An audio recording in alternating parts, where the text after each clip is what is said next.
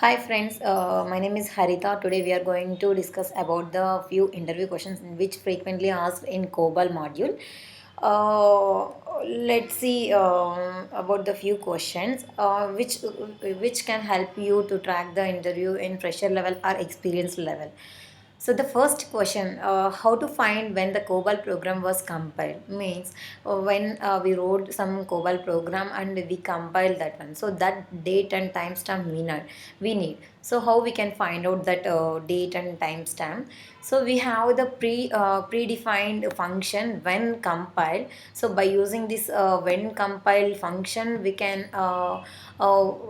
find the compiled timestamp. Otherwise, so we can go to the load library and we can check the timestamp for the particular module, so that we can identify when this program was compiled. Okay, so here I provided the practical example for that, how we can call this function. So here in the display statement we can use the function and following by the when compiled. Okay, so we don't want to define this word because it's a predefined function. So it will display the timestamp when this function when this program was compiled. So the data how we can get by using this function means, first we can get the year, in which year, and the month following by the date, hours and minutes, and following by the seconds, nanoseconds. Like this we can see the timestamp. So next question, let's see about the next question. And the next question is how to pass value from COBOL to JCL. So many times we know about the JCL to COBOL, but the question is here is how to pass value from COBOL to JCL. Okay, so here we have one written code. It is a reserved or predefined word. So by using this, we can pass the data from COBOL to JCL. In this, so we can pass by using the return code. So there is a defined word, a return code in COBOL, which can be used to pass data from COBOL program to JCL. So this is especially useful when some specific written code to be reported in a job. Let's say example, I'm going to run one JCL. Run JCL. I'm going to execute. So that time, so based on the condition code, written code which passed from the COBOL, so I need to execute this next step or not. So like this, we can pass the written code from COBOL program to JCL. So we can use this written code in the next step in condition parameter, so that we need to go ahead, like we need to execute the next following by step or not, something like that. Okay, so like that we can pass the written code from COBOL program to JCL back. Next question is what is delimited by size and delimited by space, and when they are used. Okay, so in string concept we have the delimited by size and delimited by space. Okay, so when we can use and what happen in case we can use delimited by size or delimited by space. Okay, so here delimited by size, the name itself saying that delimited by size. So based on the size we need to fit the string. So total size of the data items will be considered as a delimiter. Okay, in case of space, delimited by space, the space is considered as a delimiter. Let's say example, uh, I have the variable value as hi. This is Harita. So hi space, this space is space, something like that I have. So here in case we use the delimited by size, so whatever the variable length we have, so that can be considered to string the data. In case we can use the delimited by space, whenever the first space comes in that variable, then it will stop to string that variable to another variable. So let's see example for delimited by size. Okay, here the identification division program ID and the in the working storization we define few variables like WS string check and WS string display. Okay, in procedure division what we are doing, we are moving some welcome message to WS string check. How much length we define here, x of 20 means it's less than the size defined for that variable we are moving. Okay, so here what we are doing, we are doing some string, I mean we are concatenating two strings. One is the hard code string like hello hurry and following by WS string check. So currently we have the welcome in WS string check. Okay, so what we are doing here, delimited by size into and another variable we are concatenating these two values. Okay, so how it will get the result means, so next we are going to display the output. So how we can get some the size of this WS string check, how much we have, 20, x of 20. So we sent almost 7 characters to this one. So let's see the output for this, how we'll get. Okay, so first whatever we wrote that will be come here, hello hurry, and next I have space here, so that's why space get. So next what we are giving, WS string check. So what we have in that, so welcome. So welcome. So after that we have the spaces, delimited by space means delimited by size means, so whatever the size of this string has, that can be concatenated. Okay, so like that we can get the output. Let's we can see the example for delimited by space. Okay, so here similarly I defined two variables in the working storization, WS string check and WS string display. Okay, so next I'm a similar kind of code I did, I'm moving the welcome to this string. So same similarly I'm concatenating these two means hard code and following by the variable length. What I used here, delimited by space into the output variable I moved. Okay, so what happened, space. So whatever the space we can get in these strings, so there it will it will stop, and next string can be append to that one. So let's see output for this one. Okay, see here, first it will start from here, and here we gave the delimited by is space. So after hello we have one space, so that's why the next string it will stop here itself whenever the first space will find in the word, in the in the sentence. So here it will stop to append this string, and next to continue the next string. But here in this we don't have any string, so that's why full string we can get. Okay, so now output is hello. So here we have the space, so that's why it stopped to here itself. Next the string is concatenating means it is appending to the hello. Okay, so the output is hello welcome because we gave the delimited by space. So that's why. So next question is what is inspect and the use of it. So inspect is also we can say in the strings concept, and inspect is defined a COBOL verb. I mean this is a COBOL verb.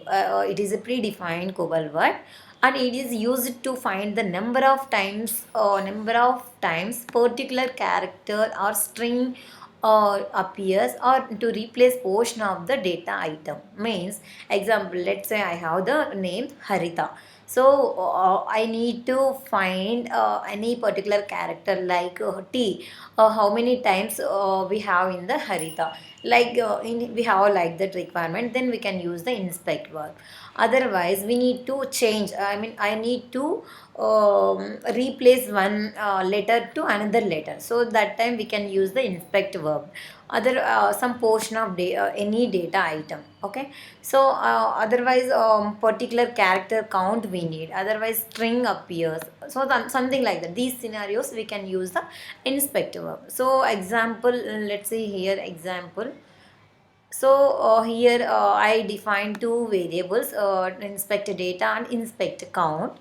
And in procedure division, what I'm doing, I'm moving 0 to the inspect count, means I'm initializing the inspect count in the first, and later what I'm doing, I'm moving one k value to war w one temporary variable.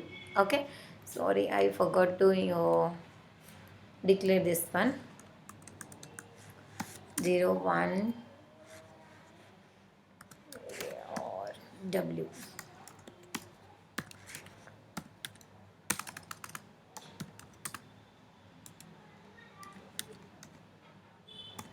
Okay, so here one variable means I'm all the three types I'm going to implement at the same time. So that's why temporary one letter I'm storing in the temporary variable, and next I'm going to move one string to inspect data. What I'm going to move here, to check inspect. Okay, so next I'm writing the logic inspect. This is the predefined word, and next whatever we need to inspect, I mean in which string we need to do. So here our input data item is ws inspect data. So here we need to inspect in this data whatever we have, and tallying, so we need to write tallying, and tallying is nothing but count we can get in this string, in this string. Okay, so tallying ws inspect count for all spaces. So what I am going to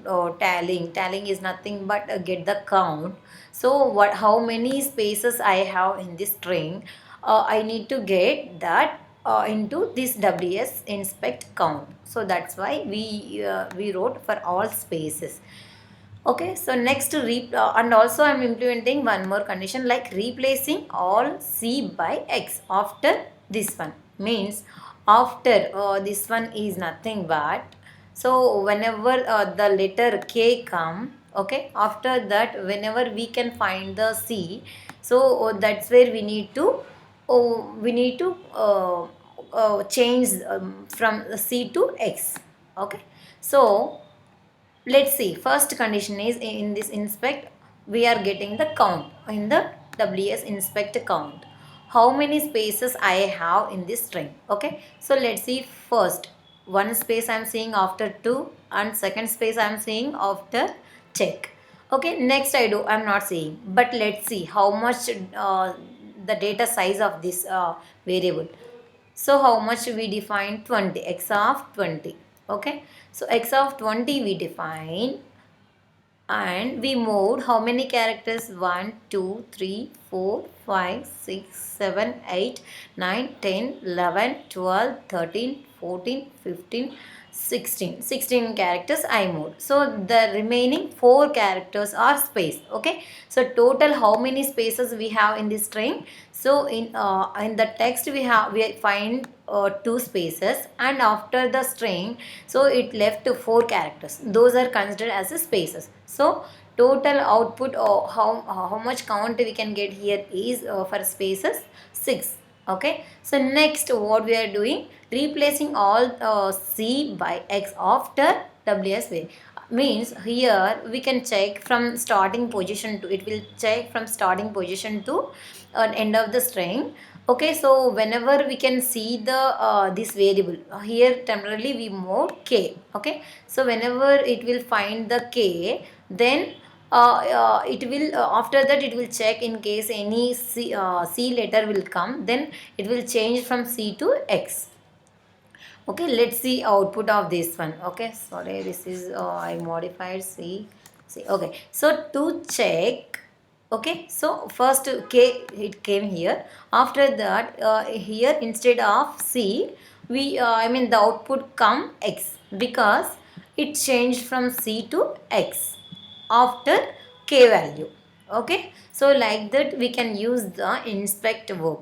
I mean which purpose we can use, means to get the count of the particular character, how many times happen in the string, otherwise string appears, I mean that particular string how many times it is saying.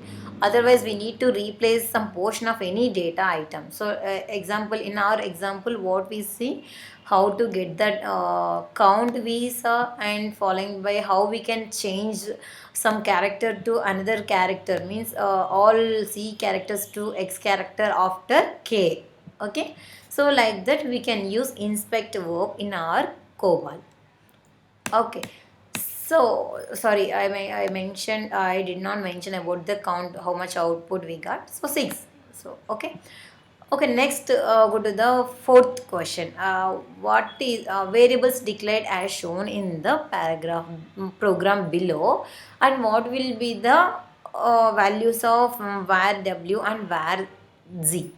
Okay, in sometimes the interviewer will give some practical example, and he can ask what is the output of this one, and what will get the output of this one. So like that some questions will get. So here the question is variable declared here, means a few variables we have declared here, and what will be the values of this one and this one. So at last, once the program executed, what are the values for these two variables? Okay, so first we initialized, I mean we defined all the variables with default values zeros, because we didn't give any value. Okay, so next what they are doing, moving 10 to wx, okay, moving 15 to wsy, and move 20 to w var z. Okay, so x y z, we are moving 10 15 20, and add var x and var y var z, giving var w, which is nothing but var w equal to var x plus var y plus var z. Okay, so basically the meaning of this one, add var x var y var z, giving this one, means var w equal to these things. So like this, it will execute. Okay, so how much and after so after what we are doing, so here the output how much we will get, 10 plus 15 plus 20, means 20 30 45. Okay, so 45 will get here, and next what we are doing, subtract var x var y from var z, means here var z equal to var x var sorry, one second, var z minus var x plus var y. So the meaning of this line of code is subtract var x var y from var z, means var z equal to var z minus var x plus var y. So what values we have, previously we got var w, so now we are not using here. So the var z means 20 minus 10 minus 15. Okay, which will get the output as 0.5. Okay, so now we are going to display var w value and var z value. Okay,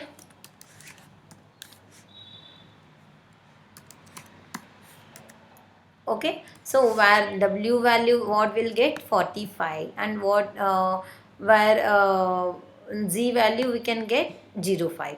Okay, so let's see, I'm going to remove this one.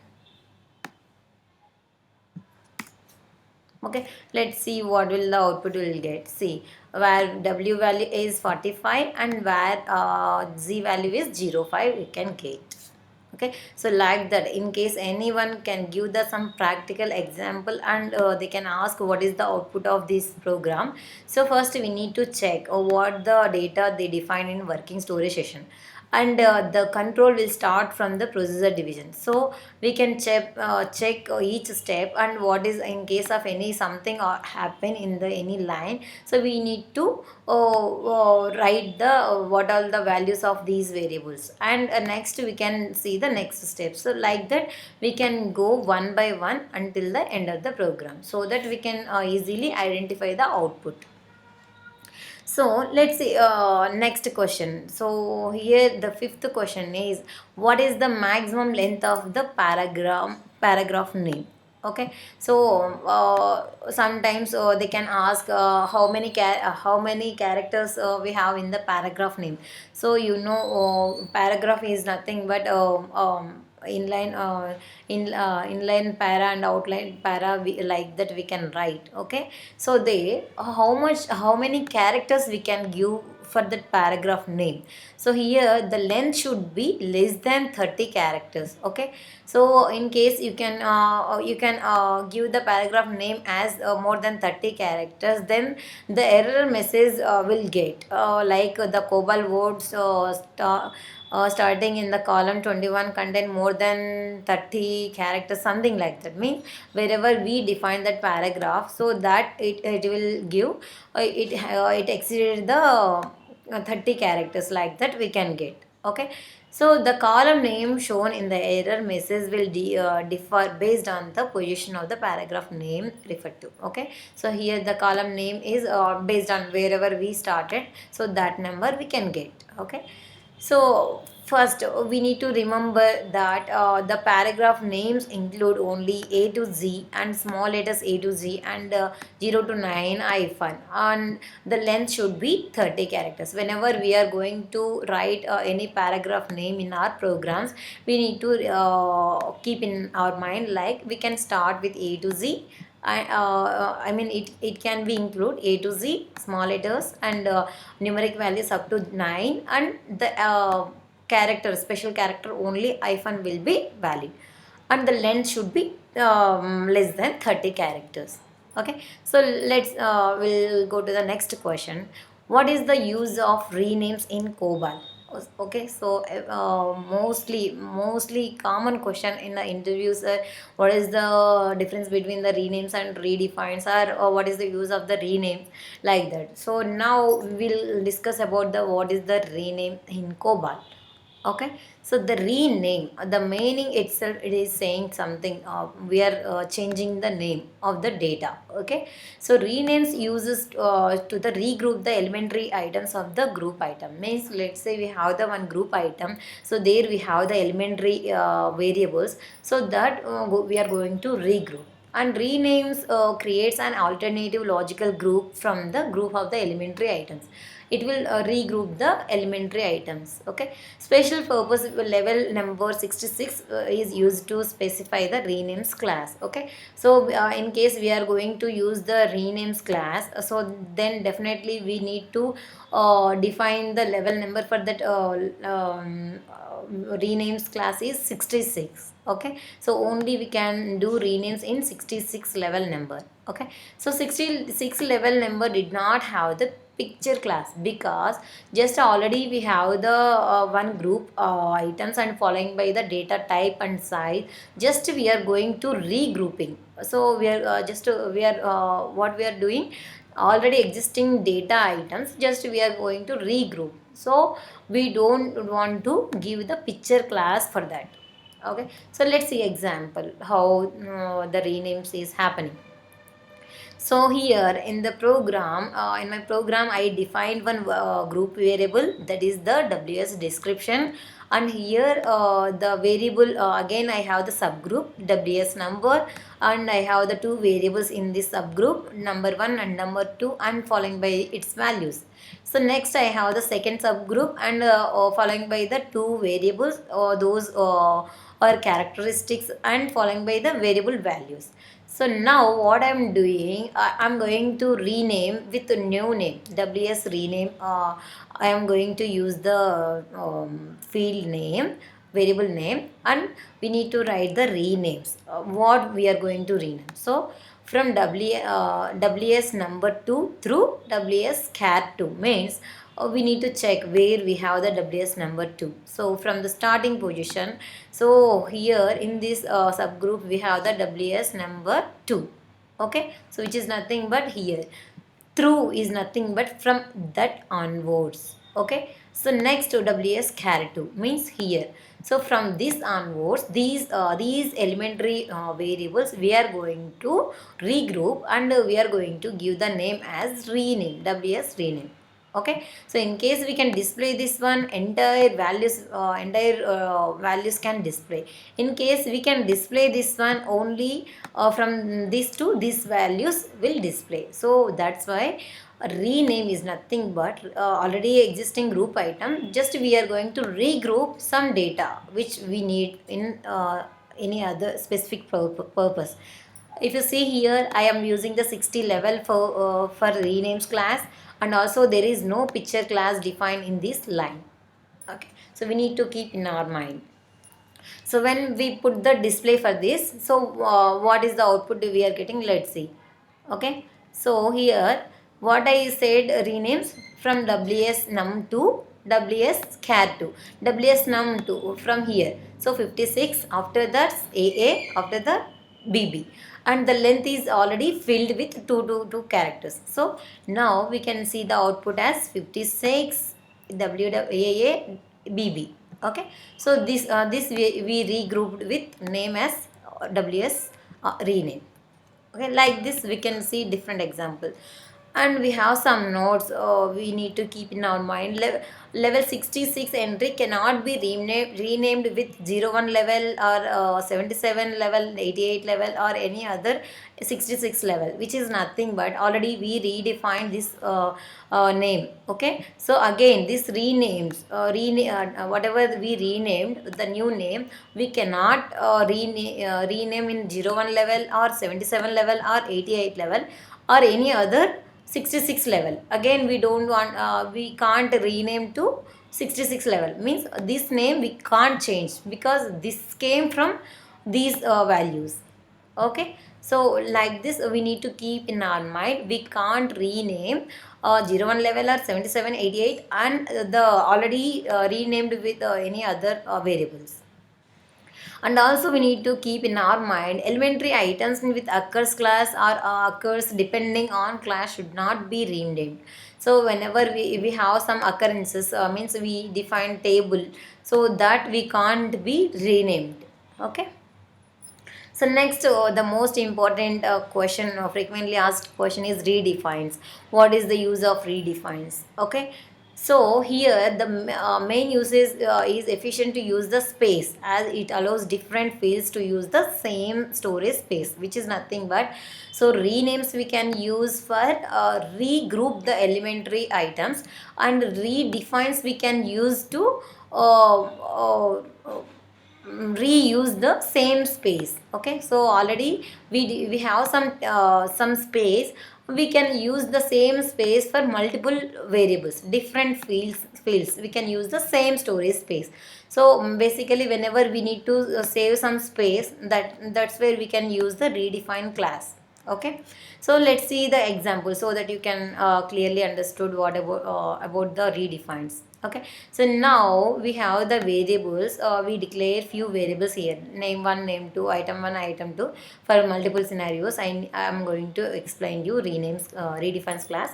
So here the first is ws name 1, and it is defined with picture class of x of 10, and its value is mainframes. Okay, so next ws name 2, and I am going to redefines what I am going to redefine. So name 1 of storage I am going to rename with a name 2 of storage, and its value is up to 8 characters, means it will store up to 10 characters, and it will occupy the 8 characters of the previous storage, means x of 10 it will occupy 8 characters within the same storage. Okay, and next we have the next variable is ws item 1, and it defined as a 9 of 2, and its value is 4. And next we are defining the item 2, which we are redefining this one, item 2 with same space, means whatever the space we have for this item 1 and same space we have this item. So next see here what is the output of this one. Okay, so here I am going to display the whole values, means whatever values we have for name 1 and name 2. So what we have already we redefined, means same space we are using. In this space what we have the data currently mainframes. So both having the same data because same space currently we are using the both variables. So whatever the value we have in that space will be applicable for these two variables.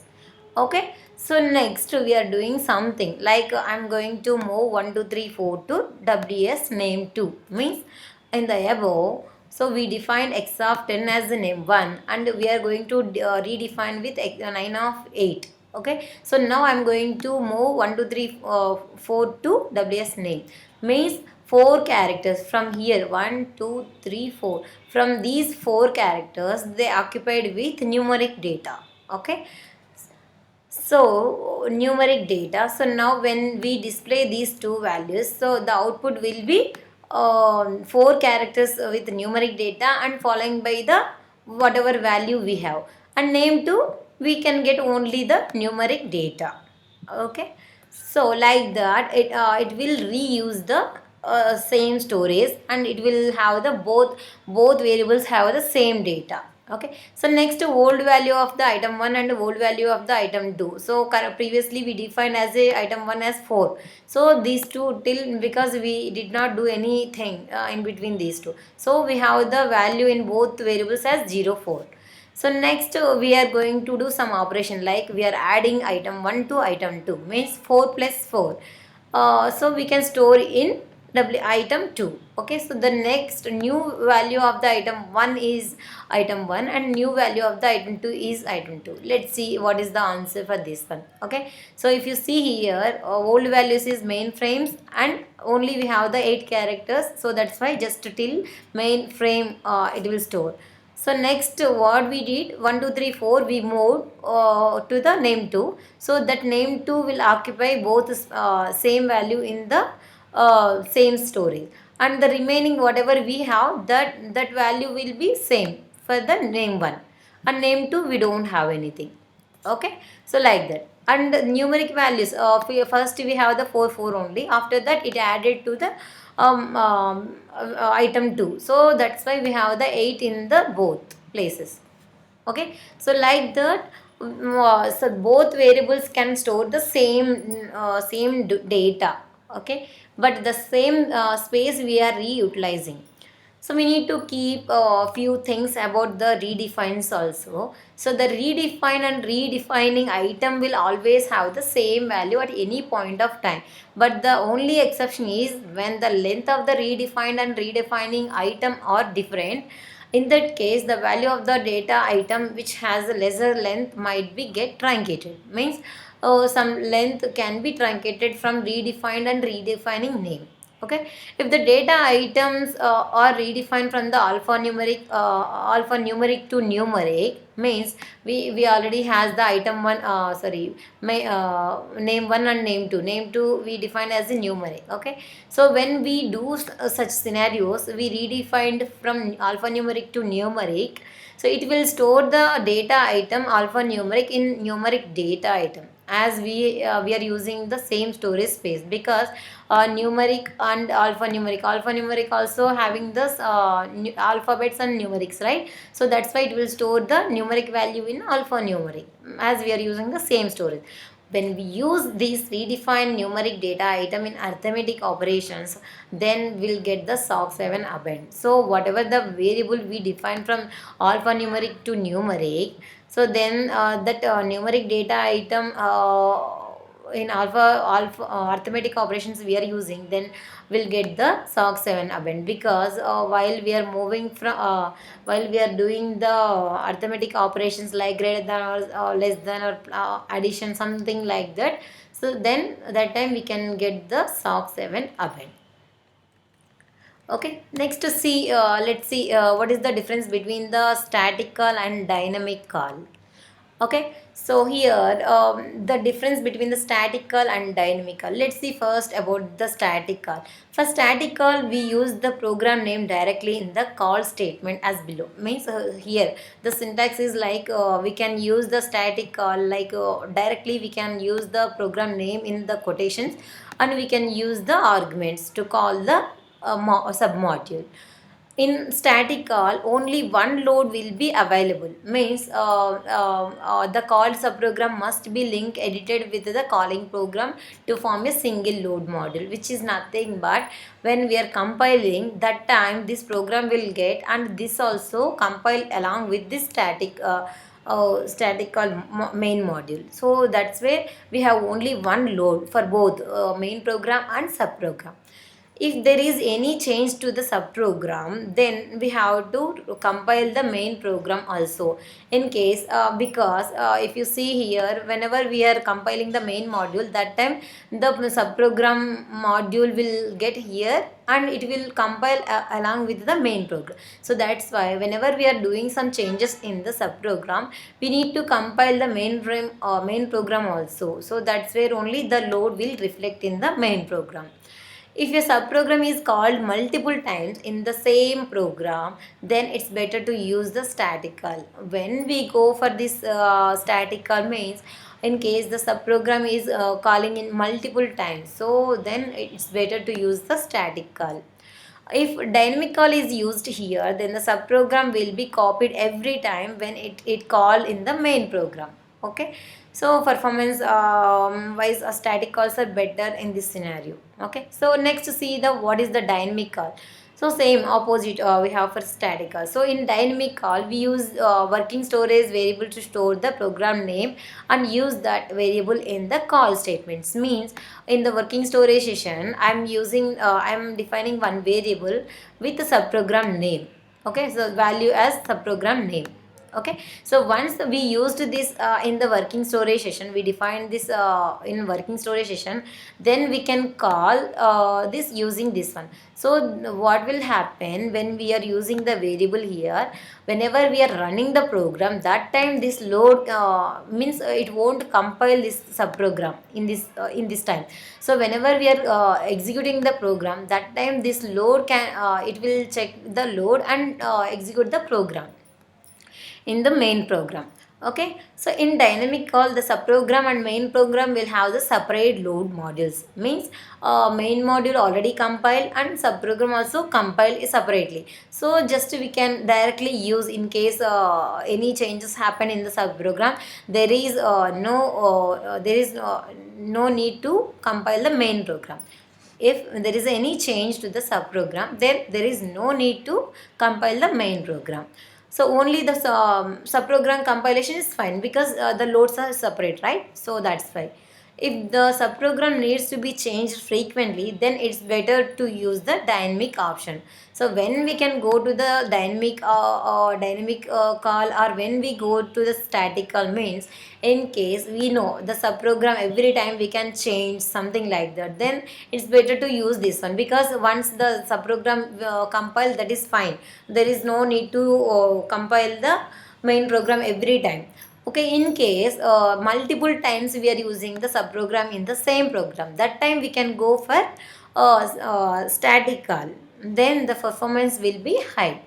So with this we do not need to compile the main program each time in case we change the subprogram every time. Okay, so next we have the next question is how to find the last 100 records in a file using COBOL. Okay, how we can write the logic in COBOL to find the last 100 records. So how we can write that logic means we need to think logically how we can get. So to find the count of total records, first what we need to get, at last 100 records I need. But before that we need to check how many total records we have in a file, and then we can assign that value to a variable like example say x value, and then find the x minus 100 which will give the x minus 100. X is nothing, let's say example we have the 500 records. 500 minus 100 means 400 records. The top 400 records. So from 400 we need to read one by one until the x equal to y. Means total x is 500, and here what we have, the y value 400, and then from 400 we can perform the loop, and we can increase y value one by one, and we can read the records from 401 to 500. So there once we reach the 500 y value, so which is nothing but 100 in between these two. So like that we can get the last 100 records. Next, we have the question is what are different ways of file can be opened. So we have different ways, like whenever we are using the files concept. So first we need to open the files. How one file can be opened? In case we are reading the file, then we can use the input. In case we are writing the file, then we need to open the file in output mode. In case we are doing some modifications, means in between we are doing some modification updates, so then we can open the file in input output mode. In case we are adding the records at the end, then we can use the extend mode. Okay, so finally we have four types of file open modes in COBOL. Okay, so input for reading a file, output for writing a file, and input output is for updating a file, and extend is for append the records at the end of the file. Thank you for watching. Please keep watching my channel to for more updates, and please like and share. Thank you.